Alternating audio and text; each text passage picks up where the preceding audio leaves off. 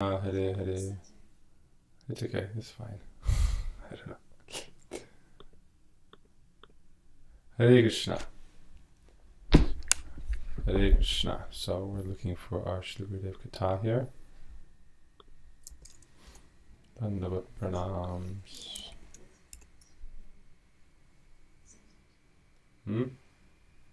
Oh, it's live. Okay, good.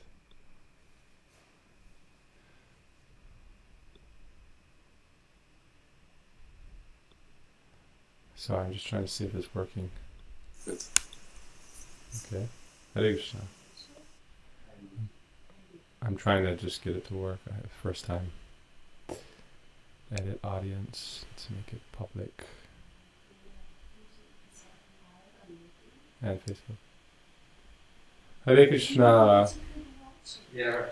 Jnanatimirandasya Jnananjana Shalakaya Chakshurunmilitam Jena Tasmai Shri Guruve Namah. Guruve Gaurachandraya Radhikaya Tadhalaye Krishnaya Krishna Bhaktaya Tadabhaktaya Namo Namah. Vandeham Shri Guruvaram Shri Rupanuga Pravaram Brajarasarasikhang Narayanam Tang Prapanam Shri Gurum Charanang Vande Ravana Prasthaya Bhutale Rupanuga Bhaktidam Cha Kripamurti Narayanam Namo Vishnu Padaya Krishna Prasthaya Bhutale Srimate Bhakti Vedanta Swaminiti Namane Namo Vishnu Padaya Acharya Singha Rupine Shishimad Bhakti Pragyana Keshuriti Namane Atimartya Charitraya Spashritanancha Palane Jivaduke Sadartaya Srinam Premadhayane Namo Bhakti Vinodaya Satchidananda Namane Gaur Shakti Sarupaya Rupanugavarayate Gauravir Bhavamistvam Nirdishta Sajana Priya Vaishnava Sarvabhauma Shri Jagannatayate Namah. Hare Krishna. Namo Mahavadanyaya Krishna Prema Pradhayate Krishnaya Krishna Chaitanya Namne Gauratase Namah. He Krishna Karuna Sindho Dheena Bhandho Jagatpate Gopesha Gopika Kanta Shri Radha Kanta Namastute Tapta Kanchana Gaurangi Radhe Vrindavaneshwari Vrishabhanu Sute Devi Pranamami Haripriye Shri Krishna Chaitanya Prabhu Nityananda Shri Advaita Gadadhar Shri Vasari Gaura Bhakta Vrinda Hare Krishna Krishna Krishna Hare Hare Hare Rama Rama Rama Hare Hare. Bolo Shri Gurudeva ki jai, Shri Prabhupada ki jai, Samasta Rupanu Gauriya Guru Varga ki jai, Saparshad Gaur Hari ki jai, Gaur Nityananda Prabhu ki jai, Shradhara Manju ki jai, Ananda Gati Vaishnava Vrinda ki jai, Nitai Gaur Premanandi. Hari Hari Hari Bol. Hare Krishna, Dandavat Pranams. Hare Krishna, dear devotees, dear friends. We are live from Bhaktivinoda Ashram in New York. Our Vaishnavas, our Prabhuji calls it Prabhupada's Forest.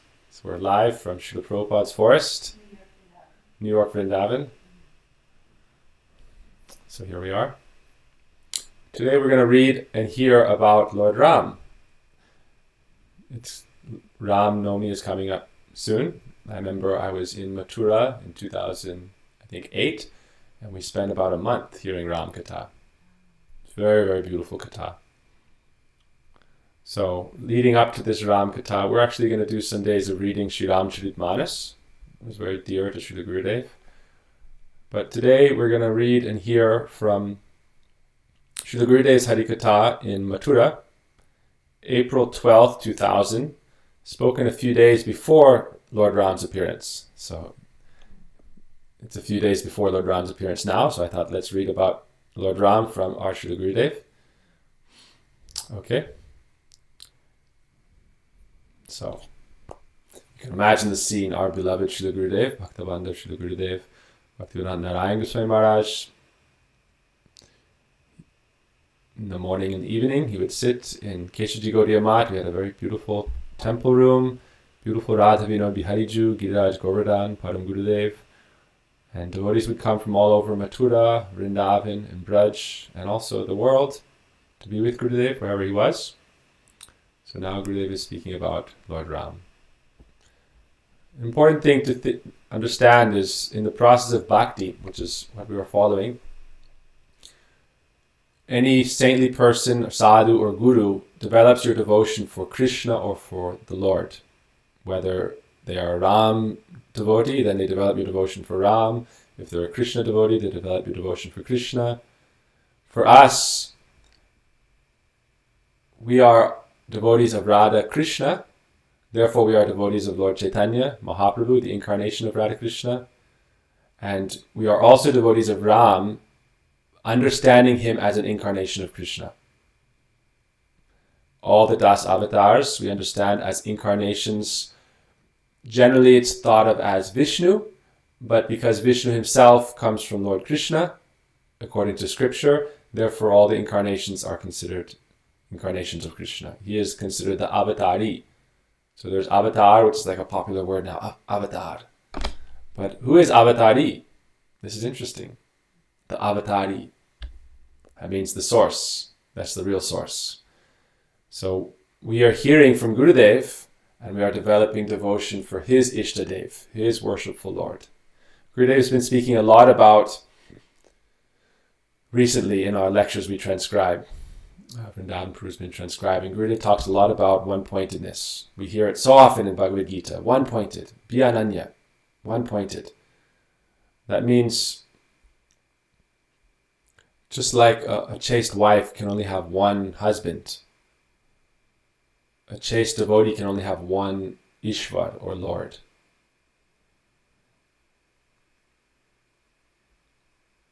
Generally, Hinduism is thought of as polytheistic, but it's kind of like a Western generalized conception. Most Hindus have devotion towards specific Ishvar deity. Either they're Hanuman Bhaktas, or they're Shaktas, worshippers of the goddess Durga, or they're worshippers of Lord Shiva, and the majority are worshippers of Lord Vishnu, or Krishna, or Lord Ram. But they usually have their particular deity that is very dear to them, particular Lord. There's a verse in the Ramcharitmanas, Jiske jaise bhavana jaisi, Hari murad dhikatin tese.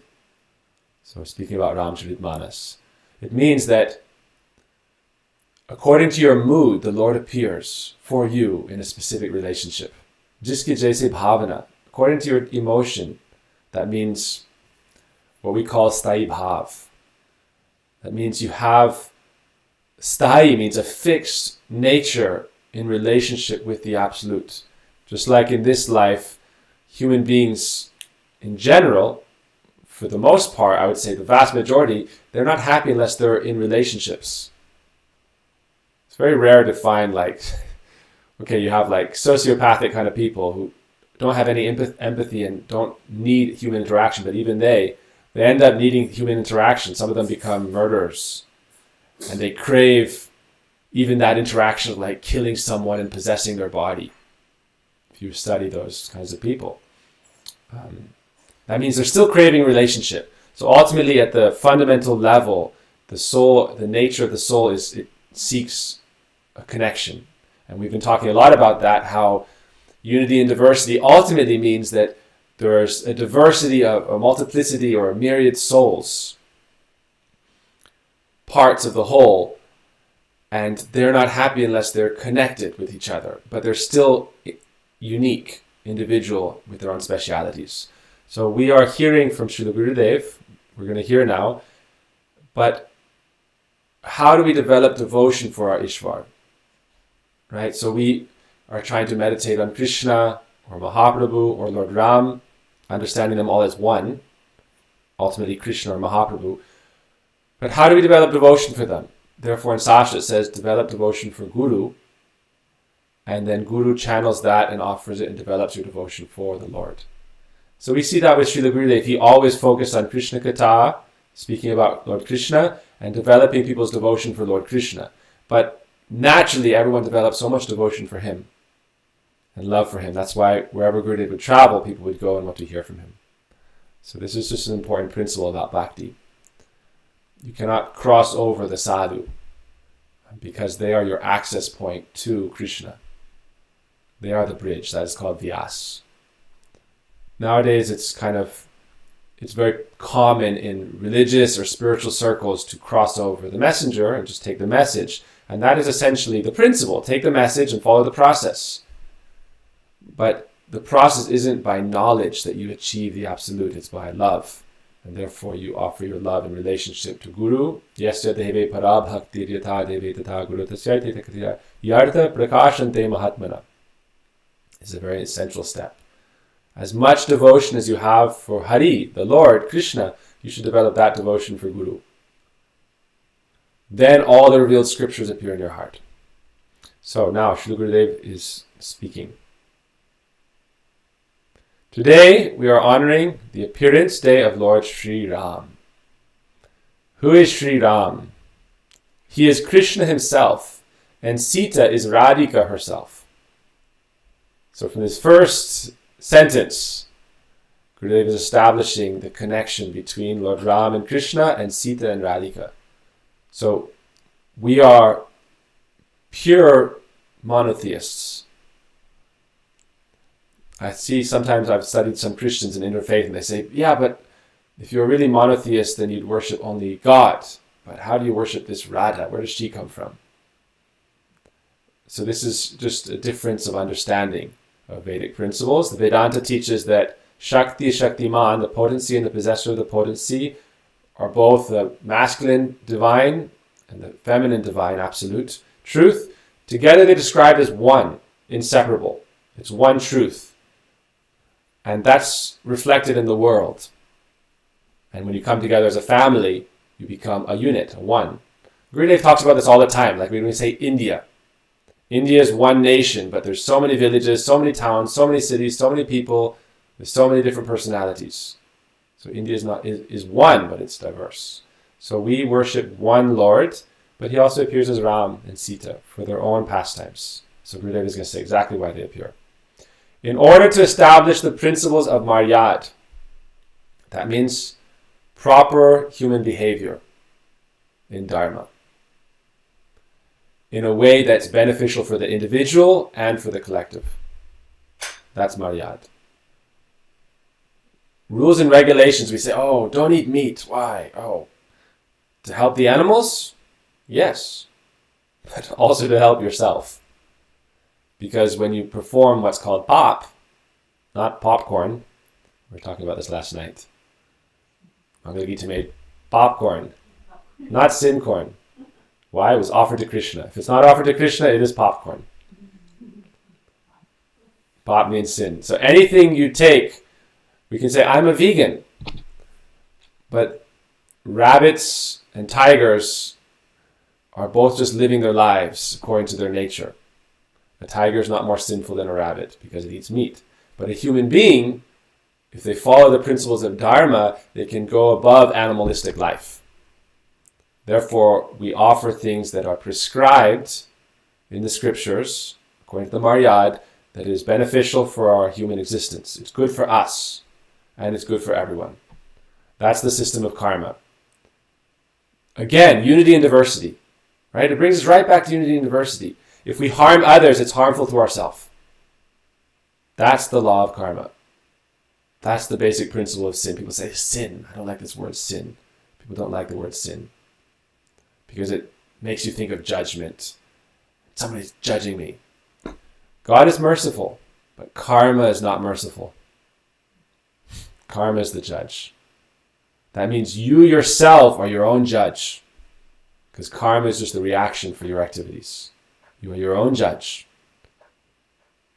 So if you take we say, oh, why do we need these Rams, Maryad, Purushottama? Why do we need rules and regulations? I don't need rules and regulations. Who cares if I take cocaine for breakfast? Who cares? It's my life. I'm not harming anybody. But even your body is full of entities. And they also have their karma.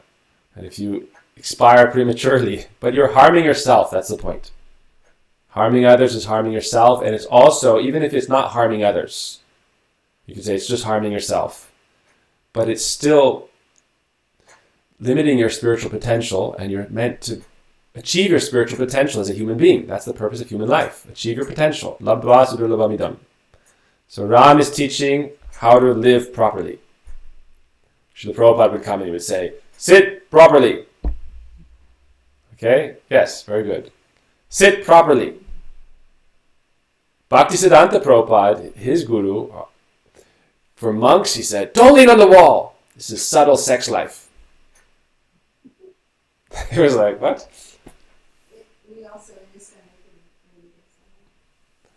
It's all about how do I enjoy my senses. But that's animalistic life. How to evolve. That's the purpose of human life. Therefore, some discipline is very helpful. There are 4 pillars of dharma. Satya, truth. Tapa, austerity or discipline. Soch, cleanliness. And daya, mercy. Those are very helpful for our spiritual progress. So, Krishna appeared in the form of Ram. His associates also appeared in Ram Leela. Who did Mahadev appear as? Gopishwar, Gurudev says, Gopishwar Mahadev. He doesn't say general Shiva. There's different types of Shivas. We heard about Rudradev, the 11 Rudras, and then Shiva, then Sadashiva, then Gopishwar. So Gopishwar Mahadev. So Gurudev always goes to the ontological source, the highest. The source, because now this is an interesting philosophical point. We could say, what's the source? The Lord is eternal, the soul is eternal. So how can we talk about a source? So when we talk about the ontological source, we're talking about the highest principle. And the highest principle is considered according to rasa, your highest kind of relationship, and the highest experience of ananda, bliss. So for Lord Shiva, that is Gopishwar Mahadev. That is the source. It's the highest rasa. In the same way, Lord Krishna, as Leela Purushottama and full of madhurya, sweetness, and divine loving pastimes, he is the highest. Ontologically, everything comes from him, but it's like eternally coming from him. That means there's no point in time where it started coming from him. There's no point in time. That's why Gurudev talks about this a lot. I'm remembering New Braj in our school. Gurudev asked Prem Prabhu, he had this verse, Ishvara Parama Krishna Sachidananda Vigraha. Krishna is the source of all sources, Karna Karna, the cause of all causes, the beginning of all beginnings, the Supreme Lord. So Prem recited that verse, and then Gurudev said, because Brajendra Nandan Prabhu, our Gurukul teacher, he would introduce all the students. And so Gurudev asked Prem, is Brajendra Nandan the father of Krishna? No, Brajendra Nandan is Krishna. Is Nanda Maharaj his father? Right? How can Nanda Maharaj be the father of Krishna if Krishna is the source of all sources, the cause of all causes? We say, Jashomati Nandana Braja Bharanagara Gokula Ranjana Kana Jashomati Nandana. Krishna is the son of Mother Yashoda. Right? We hear that often, all the time. We sing it every day. Krishna likes hearing this. We ring a bell and we offer incense and ghee lamp and flowers and we sing to Krishna, oh son of Mother Yashoda. You'd think he was God. Hey, I'm not the son of everybody. I'm the father. I'm the father. But this is not according to rasa. Gurudev says Krishna is the cause of all causes. And Nanda Maharaj and Mother Yashoda are his eternal mother and father, father and mother. Gurudev said, what is more true? He said, they're both true. But the most true is Krishna is the son of Mother Yashoda and the son of Maharaj Nanda. That's the most true. Because it's according to their relationship. When Krishna wakes up in the morning and says, oh mother, I need milk, he doesn't say, I, the cause of all causes, the beginning of all beginnings, the Supreme Lord, the Supreme Controller, I request you to breastfeed me. It's not their relationship. Please come and give me your breast milk. No, in Vrindavan, Krishna, Nanda Maharaj's father says, please bring me my shoes. And Krishna struggles to pick them up and brings them to Nanda Baba because it's according to their relationship. So Krishna is the cause of all causes, but there's no beginning in Vedic thought. Because for something to have a beginning means it has an end. The soul is eternal, God is eternal, ever existing. We've been discussing this. We just heard from Gopa Mataji about time, how it's in this material world we have beginning, middle, and end, creation, maintenance, destruction. These are the phases of time in order to allow things to have entropy, to recycle, because systems break down, and so you have to break them down. And then have a system for that. They may break down anyway, so it's like, okay, you guys had your 4,320,000,000 years. Time for a new start. Give somebody else a new chance. So otherwise, matter accumulates. There's a Pareto principle. This is a very interesting principle. It's called the Pareto principle. Burrito, not burrito, Pareto. So it's called the 80-20 principle. And it's very interesting. It's basically inequality. It's the principle of inequality. The Bible says, they call it the Matthew principle, I think, right? I don't know if it's from the Matthew principle, but they say, for those who have everything, everything is given. For those who have nothing, everything is taken, basically. The poor get poorer, the rich get richer. And so if you look at the universe, 80% of the matter is in 20% of the space, and 80% of that matter is in 20% of that space. That's how it works. If you look at the world, 80% of the wealth is with 20% of the people, 80% of that wealth is with 20% of those people. And they have this same principle for many things. 80% of the work is done by 20% of the people, etc., etc., etc. So social democracy is designed to create a balance where the rich don't get too rich, the poor don't get too poor, and there's a safety net. That's social democracy, right? So the idea is, why is it necessary to have a recycling system? Because otherwise everything just accumulates. It accumulates and accumulates and accumulates and accumulates, right? Hiranyakashipu. He accumulated everything. He was the supreme tyrant controller. So therefore there has to be this kind of process. But that's only on the material plane of existence. The spiritual plane of existence doesn't have that tendency of pop or sin. Therefore things don't become like of the nature of inequality and suffering to others. Everyone is living in harmony and service, and there's none of that, that nature isn't present. Therefore it's eternal time. There's eternal Leela manifesting, but it's eternal. So Gopishwar Mahadev manifest as Hanuman, and Baladev appeared as Lakshman, Ram's younger brother. Shatrugna and Bharat, so they're all twins, right? But according to the age, right? 2 sets of twins. No, it wasn't 2 sets of twins, sorry. Ram is born, but according to time, do they have different birthdays? I don't know. I don't know if they were all born at the same time. So Ram's mother is Kaushalya, and then Lakshman's mother, right, Sumitra, right? And then Bharat and Shatrugna are twins, and of Kaikeyi, right? I believe. Anyhow, so they all took birth, and they're all described to be the 4 Vedas, incarnations of the 4. There's a long story about that. Basically, Dasarath Maharaj couldn't have sons, and he went to a great sage under a tree that every day 4 mangoes would ripen. And he was about to take one, but he met the sage, and the sage, he made his plea to the sage to have sons, and the sage gave him a boon. And he said, take these and give them to your wives. That's one of the stories, and there's a story with the kheer. He said, worship the devatas, and then the kheer will manifest, give that to your wives, etc. So those are the few different origin stories. There's a few different origin stories of Ram's birth. So it's connected to the 4 Vedas. The sage was serving the 4 Vedas, and he said, these 4 Vedas will be your 4 sons. Worship the Vedas. Valmiki has described, who is Bharat and Shatrugna? They are manifestations of Krishna because they are his weapons. Shatrugna actually means he who defeats the enemy. Shatrugna.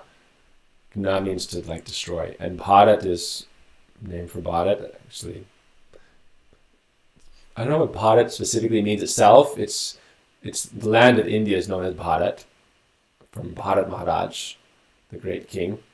And Bharat has come to represent the perfect ideal of a loyal friend and sevak, someone you can really trust. So, Gurudeva is saying there are respectively Sankha and Chakra. So when we think of Shatrugna, you think of the conch shell, or it doesn't say respectively, Bharat is the chakra. Wow. Sri Chaitanya Mahaprabhu himself read and glorified the pastimes of Sri Ram. So Gurudeva is showing again like our connection. Chaitanya Mahaprabhu himself, there's a story about him going to South India and reading this and discovering it and speaking to some Ram Bhaktas. So moving forward. Valmiki has described the pastimes of Ram in great detail. Great detail. He was a Siddha Mahatma, realized soul.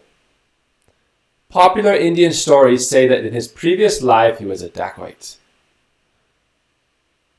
So he also has his eternal position. A lot of times when these personalities come, there's like a cosigner soul, someone who gets to co-inhabit and experience the Leela according to their process of spiritual evolution. So sometimes that's how it's described, like Prahlad Maharaj in his previous life, right? But he's eternally liberated soul as well, so this is just described like that. Cosigner, right? Right now in our body there's many cosigners, many bacteria, many living entities, many souls. Okay. He used to kill people for his living. That was Valmiki Rishi. That was his living. A lot of people do that. More than we would know, actually. Unless you move in those circles. I don't know if he got like hired to do it. If he was a hired hand. Maybe he just did it and stole from people, I think. Yeah. He was self-employed. Self-employed dacoit. One time he met Narad Rishi, and Narad Rishi is the transcendental traveling, they call him the space sage. Space sage. And he is the son of Lord Brahma. Before, what was the sequence? Before Rudra? After Rudra, right? It was the sages that didn't have children, and then the Rudras who started having progenitor. 4 Kumaras, and then Narad Rishi. Alright, so we're going to hear the story of Valmiki. According to the scriptures, Valmiki was actually the son of a great sage. He performed austerities for a long time, and by that he became perfect. So Gurudeva is telling kind of 2 stories. One of his disciples, a very famous sage, was named Bharadwaj. Once they both went to bathe in the river. After Valmiki took his bath, he saw a male and female crunch bird. So, whoever's watching, maybe you can Google for us, what is a crunch bird? Let us know. A crunch bird. Should we look it up? No one can see it. It's okay. Crunch bird. A hunter struck the male bird with his bow, killed him, and the bird fell out of the tree. Valmiki became angry and spontaneously cursed this hunter. How cruel you are! How could you do this? May all your happiness go away. And may you never be happy again in your life. Wow, that's an intense curse. So basically he covered his bases. All your happiness at present is gone. And there's no chance of happiness in the future. When Valmiki returned to his ashram, he thought, why did I become so angry? I am supposed to be a sage and have control over my senses. They say a sage shouldn't bless or curse because they lose their potency. Life and death are very temporary. So why did I get disturbed seeing this? And how did these particular words come out of my mouth? His words were very special. They had 4 gerans. I don't think Gurudeva used that word. 4 lines with the same meter as the slokas in the Ramayana. So I guess that's what it means. Alright, let's pop up our dictionary. I haven't heard that word before. That is a form that is derived from a verb but that functions as a noun. Okay, that explains it. So, where are we?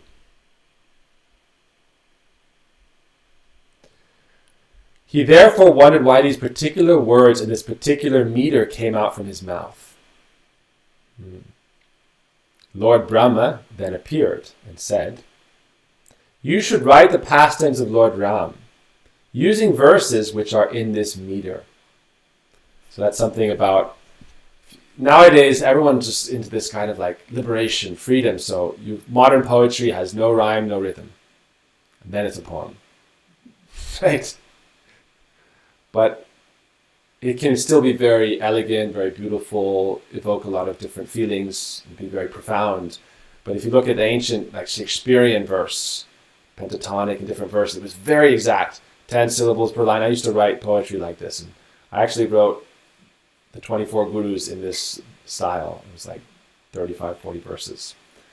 It's like very exact how you rhyme, the first and the third, and the second and the fourth line, and the syllables and everything. But the Sanskrit style is much more exact. Long and short syllables are like in a specific style. The length, everything is exact.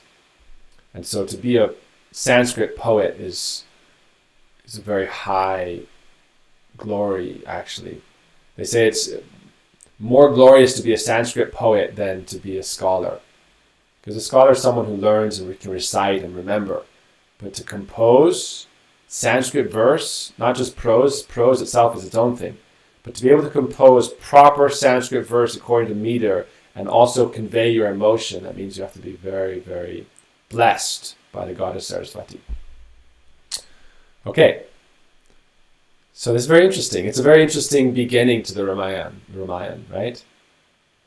He sees this hunter. Before, in his past life, he was a hunter.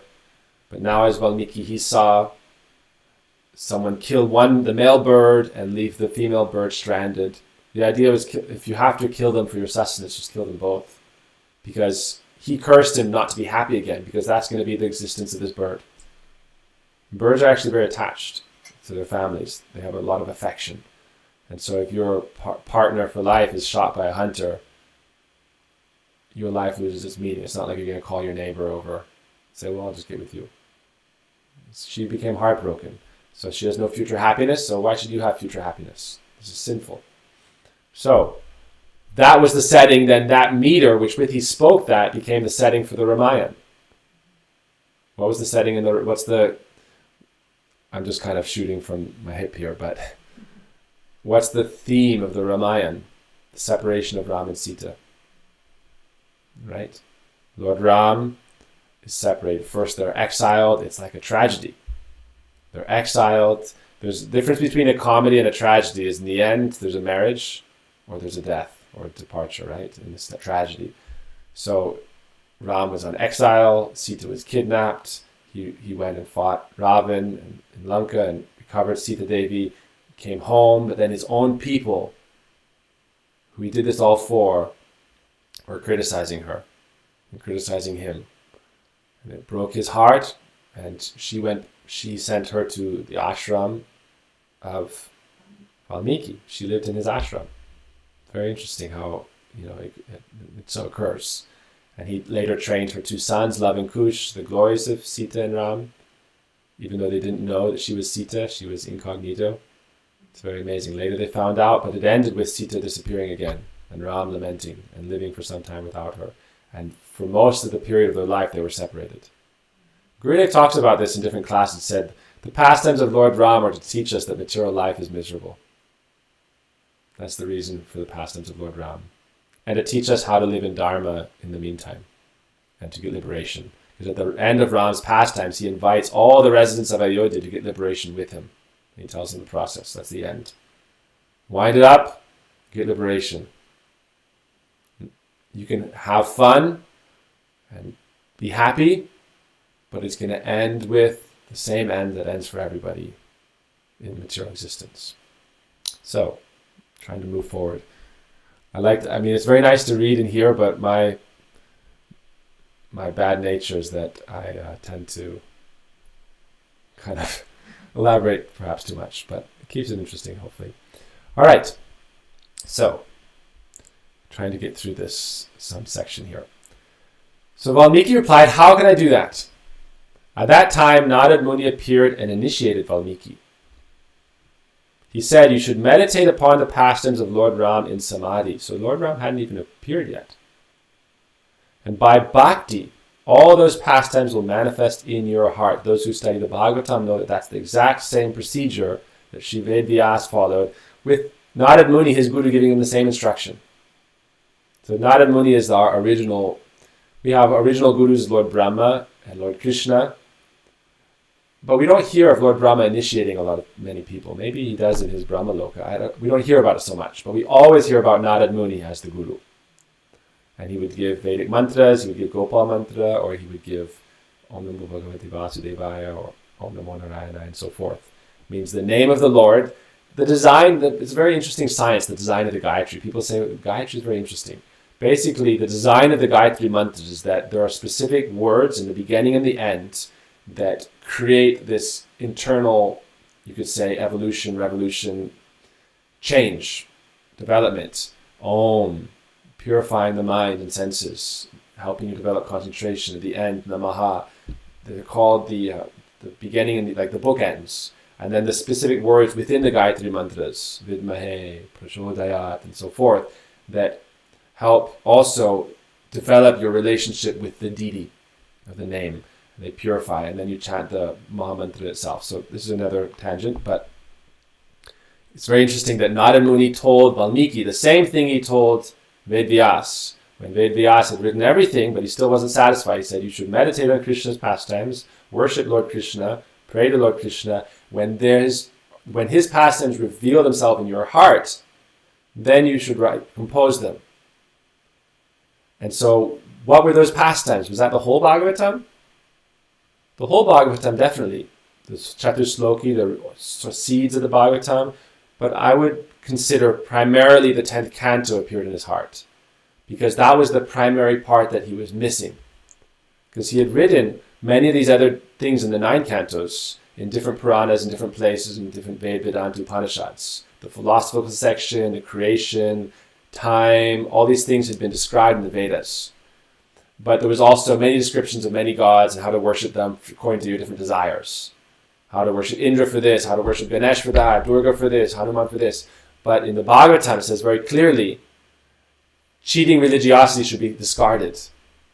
Is he referring to some other place? No, he's referring to a lot of his previous writing. Right? It's not that it's cheating, but it's that it's cheating for those who want to be cheated. Those who don't want real relationship with God, who want material results and enjoyment in this world, and they worship God for some material reward, that's considered cheating religiosity. And he's saying, I wrote all that dharma projita. But now Bhagavatam has none of that. Therefore, second verse of Bhagavatam says, Nirmat Saranam Satam, completely spotless, pure Puran. No mixture. And if you study the Bhagavatam, they don't give you that sense, right? It never says, oh, do this and you get that reward. It's always talking about pure bhakti. Savai Pungsam Parodharamayato Bhakti Radokshaje. So, and it's all leading up to Krishna Lila. Without Krishna Lila, it's a car with no driver, it's a body with no soul. So,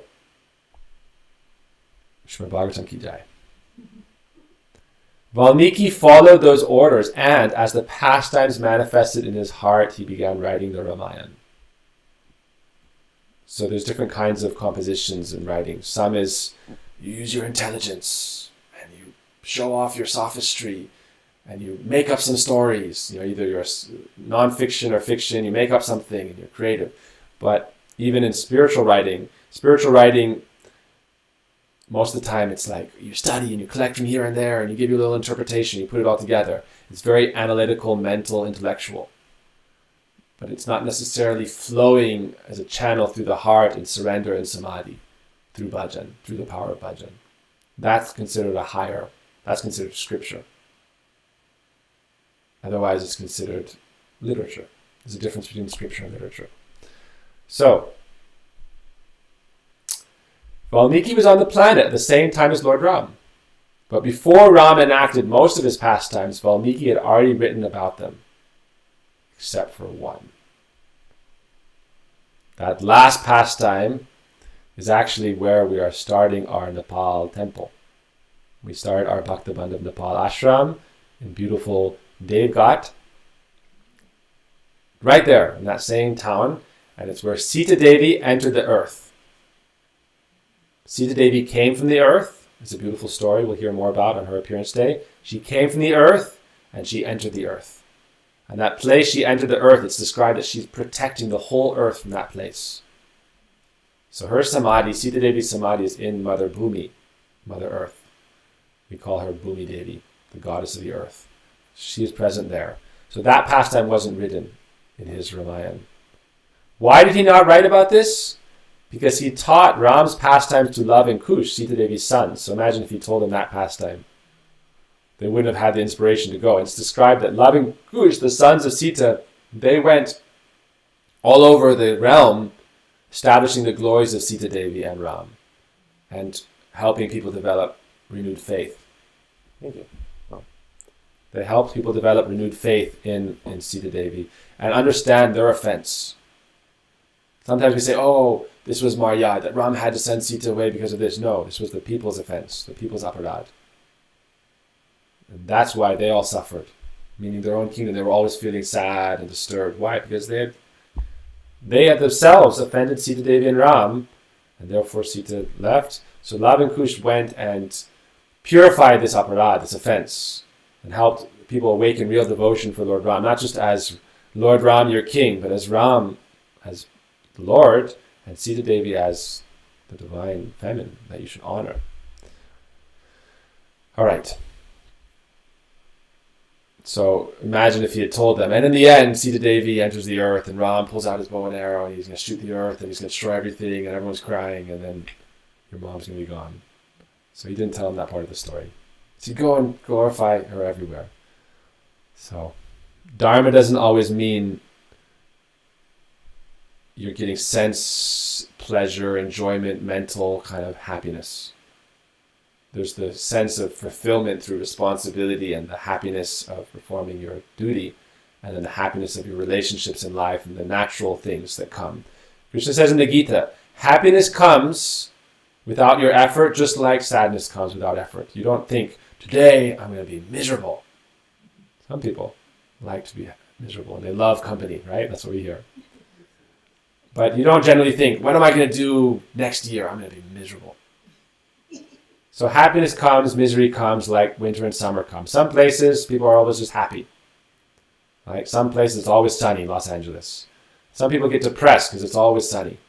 I know some, oh man, I just miss the cold Northeast. Really? You like? You don't like? Too much sun, huh? Yeah, balance. Anyway. Krishna says, just like you don't make effort for happiness, or you don't make effort for distress, so you don't need to make effort for happiness. Make effort for dharma.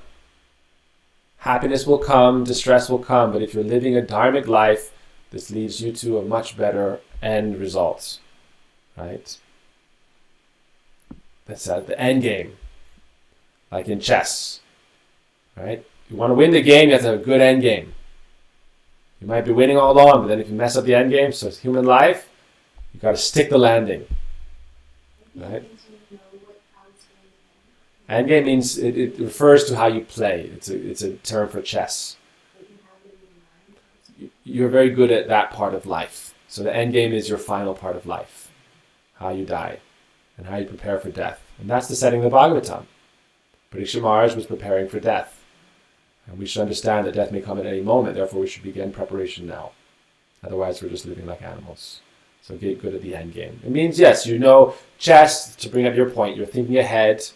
You're thinking about, if I do this, what will happen? If this person does this, how will I counter? And they say the best chess player can think 50, 60, 100 moves ahead. And they can think of not just 50 moves ahead, but 50 variations, because the opponent's going to do this and do that, and it branches out, right? Multiversal kind of chess possibilities. So let's read a few more paragraphs. What time is it? 8:20. Okay. For those watching online, Hare Krishna, if anyone has any questions, put it in the comments. Let's try that, okay? This is our first test. We're doing a test for live streaming from the ashram, and I hope to be doing this quite regularly. Right? So if there's any questions, we will answer those to our best. Okay. Let's try to read two more paragraphs. Ram Katha is so beautiful. I would say, like, one thing Gurudev says, because Ramakatha tends to be very tragic. All the characters almost, they all have some form of tragedy. But something that Gurudev always reminds us is that it's always blissful for the Lord. He's choosing this Leela, like we're not choosing our lives, we suffer, right? But for the Lord, it's like if you really love somebody and then you lose them for a while and you meet them again, it's actually very pleasurable. So because they're eternal and they never die, like even if they appear and disappear, they're always abiding. That means the consciousness is always abiding in its same state of Godhead, right? Doesn't forget.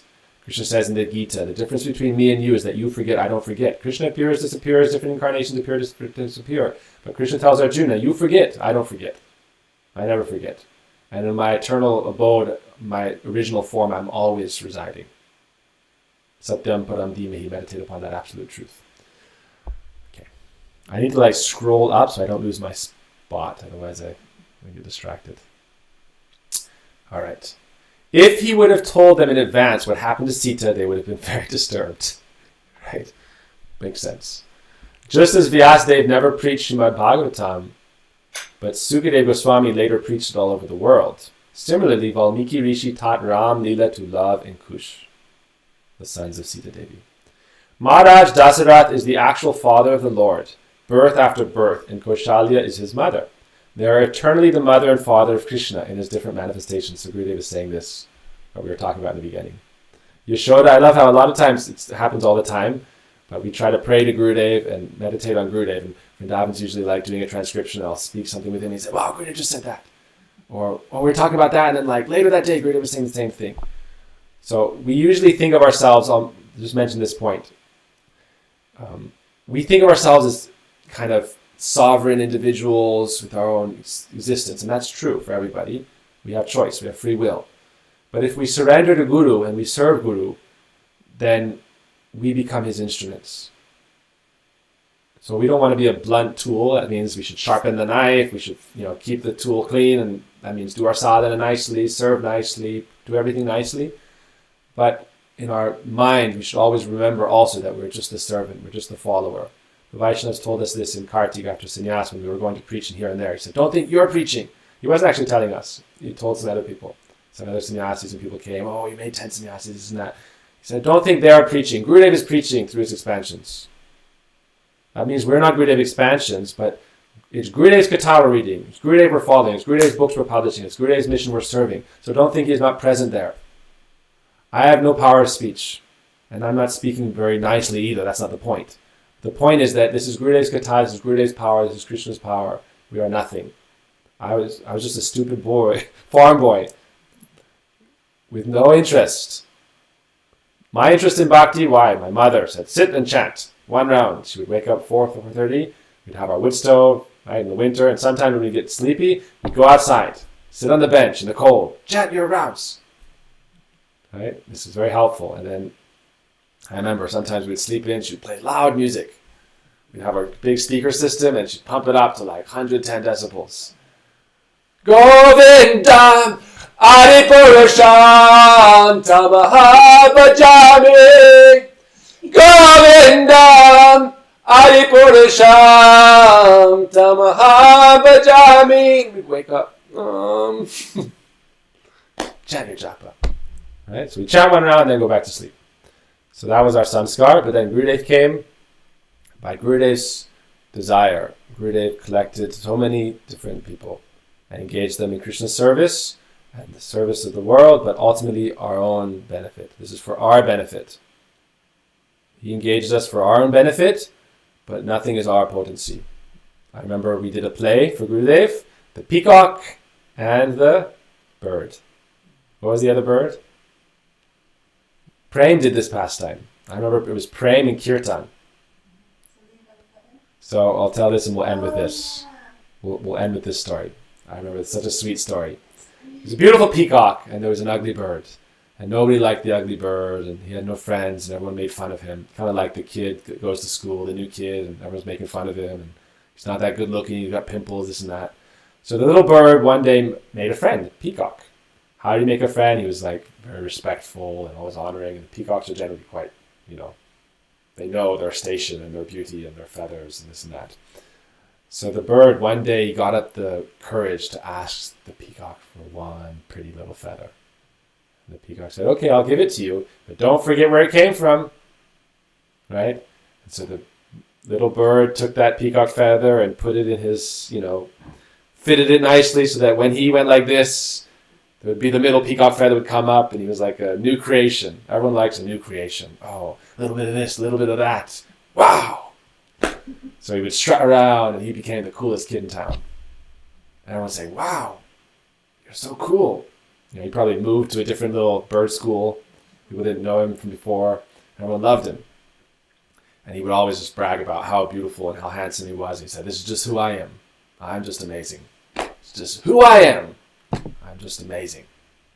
I'm the super bird. So one day the peacock said, if you forget who gave it to you, I might just take it back, because this will not be good for you to get puffed up. What are you going to do if it falls out or you lose it or something happens? You shouldn't get puffed up. Pride comes before the fall. So the peacock came back one day. He was just getting full of it. He had all the she-birds always around him and hanging out. And he was just like alpha and omega stud. And the peacock took his feather back, and then he just became little ugly bird. So that's why we say, Punar Musika Bhava. Again, become a mouse. So if you forget that you are the servant of Guru and the servant of Krishna, and everything is their potency and you are nothing. You may be a bulb, but the light is them. Right? So a bulb is as good as it's plugged in. Right? And receiving some energy. This is very important meditation. The Vaishnava said, always think, Gurudeva is traveling, Gurudeva is preaching, you're just following in his footsteps and serving his Harikatha. This is our meditation. Borrowed things. This is a big issue in the world with spiritual teachers, with non-liberated gurus. Right? You can be guru in your lineage, if it's the instruction of your masters in your lineage. But you didn't design them, you didn't write the Vedas, you didn't write the Bhagavatam, you didn't write the Mahabharata, you didn't write the Ramayana. What's your right to make some version and say, this is mine, and I wrote this, I am the writer. Ramayana stories by so-and-so Maharaj. No, Ramayana stories by Valmiki. Mahabharata stories by Ved Vyas. Bhagavad Gita by Lord Krishna.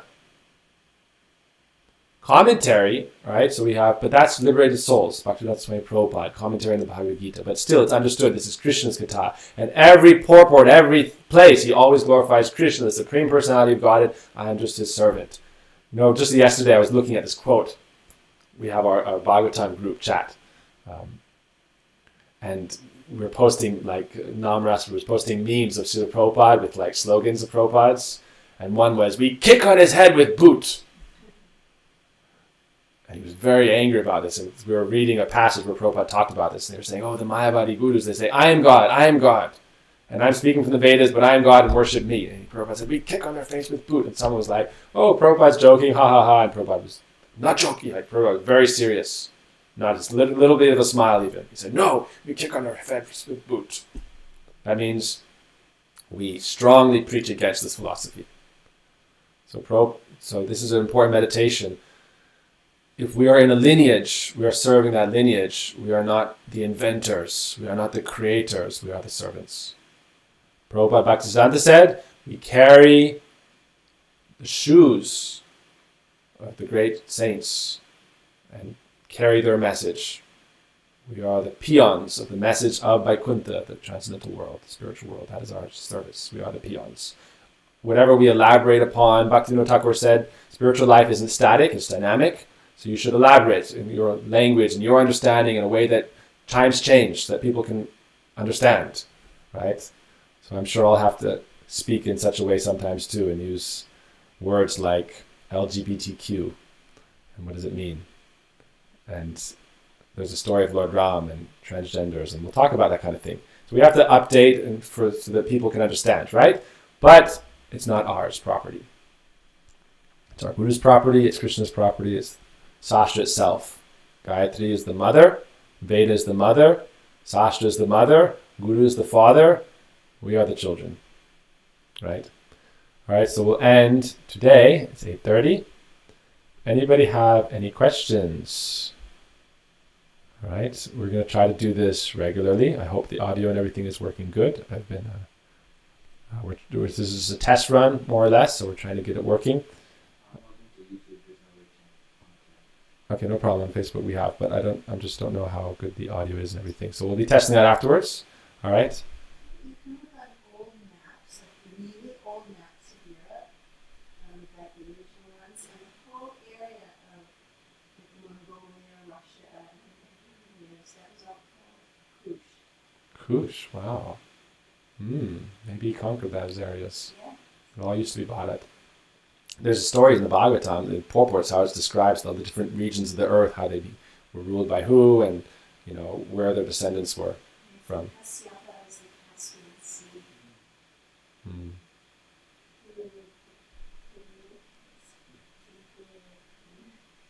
Argentina. All right, so we're going to go do our Guru Puja in the temple. We'll end with a little Mahamantra, and this was a test run. Hopefully it's working okay. And Dhanavad Pranams to everyone watching. Hope you're having a wonderful day.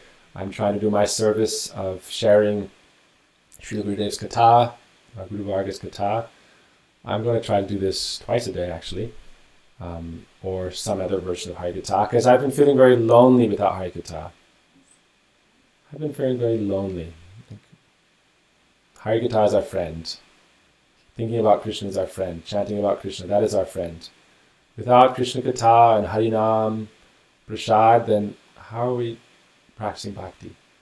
This is our practice of bhakti. Our practice of bhakti means hear about Krishna, chant, sing about Krishna, remember Krishna, take Krishna's prasad, do arati of Krishna. Material life is difficult. We're always beset with problems. But it's my service to speak Krishna Katha, to share Krishna Katha for my own remembrance of Gurudev and connection to Vaishnavas. So I'm doing this very selfishly. I need to remember Krishna, I need to remember Gurudev, and it's my service to speak. But also I want to try to serve. I've been trying to figure out how can I best serve, but there's many kinds of service. Most important service is service to Harikatha. So we're always publishing books and speaking and hearing about Krishna. So I'll either be doing morning, evening, or hearing, like you're giving class, or another person's giving class, we'll hear from them. But 2 times a day, Harikatha is necessary. So either hearing or speaking. This is our sadhana. And I'm actually starting a Bhaktivinoda University online, and also if people want to reside and study more in depth, they can come here. So I'll be teaching slokas and other things like kirtan and mridanga. So more or less, this is going to be my service, my occupation. Prabhuji told me this many years ago. He said, I want you to be engaged all day in either speaking Harikatha, speaking with devotees about Krishna or new people about Krishna, working on publishing books, or chanting, or doing kirtan, all day long. No gap. This is the this is proper life. This is real life. Alright, so Dhanavad Pranams everybody. Hope you're well. Dhanavad Pranams to you all. My pranams and all glories to all the devotees and Guru and Gauranga. Hare Krishna. We'll go have our